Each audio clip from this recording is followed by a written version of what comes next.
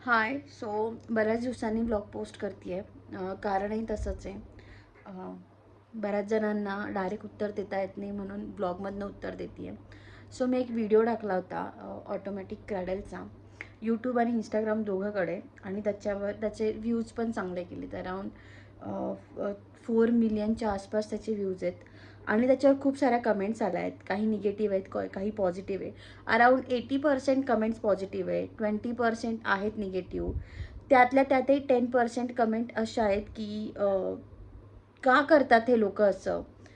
तुम्ही मला बोलू शकतात कारण मी व्हिडिओ पोस्ट करते, पण तुम्ही माझ्या बाळाला नाही बोलू शकत. ती हार्डली 4 महिन्याची आहे आणि तुमच्या कमेंट्स येतात की करंट लागून सखीचा तंदूर वगैरे होऊन जाईल. कसं बोलता एवढ्या लहान बाळाबद्दल तुम्ही असं? म्हणजे असं विचार तरी कसा करवतो इथपर्यंत जायचा? आणि बायका बायका काय, किती पैशावाले लोक, हे एक बाई नाही ठेवू शकत का? वरती घेऊन जायचं आहे का? कोणी सांगितलं आम्ही पैशावाले असू? आणि म्हणजे असलो नसलो काय काय घेणं देणं आहे?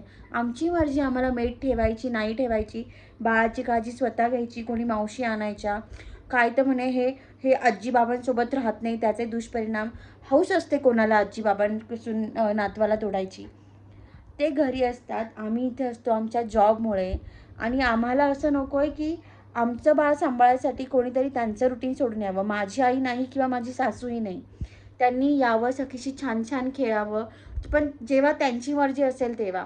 उगाचच आमची ॲडजस्टमेंट होत नाही आहे किंवा आम्हाला कोणीतरी हवं आहे म्हणून त्यांनी त्यांचं रुटीन सोडून येऊ नये, ह्या मताचं आम्ही. वेळ पडली तर मी जॉब सोडेल, आमच्यासाठी सखी खूप महत्त्वाची आहे. पण ज्या प्रकारे तुम्ही कमेंट्स करतायत ना की त्या बाळाची दया येते, त्या बाळाची कीव येते, प्लीज नका करू. माझ्या बाळाची कीव आणि दया नका करू. कारण माझं बाळ तसं नाही आहे. इतकं हसरं गुटगुटीत सुंदर गोंडस बाळ आहे माझं. त्याची कीव अजिबात करू नका तुम्ही. आणि काय काय साऱ्या कमेंट्स होत्या, कशाला जॉब करते, जॉब सोड, नवऱ्याला कमवू दे, तू बाळाकडे आणि घराकडे लक्ष दे. मी कमावूनही बाळाकडे आणि घराकडे लक्ष देऊ शकते आणि इतके वर्ष देते मी. हे आय टीवाले लोक असेच असतात. हा तर एक खूप मोठा शाप आहे. यांची पोरं तर किरकिरेच असतात. माझी पोर अजिबात किरकिरी नाही. माझ्या पोरीसारखी शांत पोरगी नाही. आणि असं नाही आहे म्हणजे तुम्ही कुठली गोष्ट कुठे नेताय. इव्हन त्याचा काही त्या पाळण्याचा आणि आय टीच्या लोकांचा काय संबंध? तुम्ही कुठला विषय कुठे नेताय आणि का नेताय?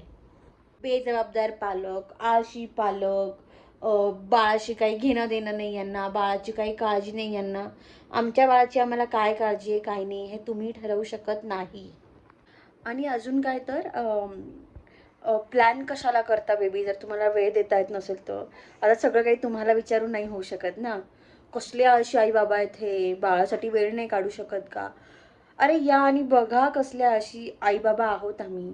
म्हणजे तुम्ही करा कमेंट्स, तुम्ही तिथे बऱ्यापैकी कमेंट्स अशा पण आहे की ताई नको यूज करू, असं होऊ शकतं. बऱ्याच मोठ्या लोकांनी पण कमेंट केलं आहे की बाळा स्वतः असं कर तसं कर. तुम्ही सांगा, तुम्हाला उपदेश द्यायचे चांगल्या भाषेतही देता येतात, त्यासाठी निगेटिव्ह व्हायची गरज नाही आहे. आणि बाईच बाईला असं बोलते, किती बोललात तुम्ही? थोडं तरी म्हणजे मागे पुढे बघायचं.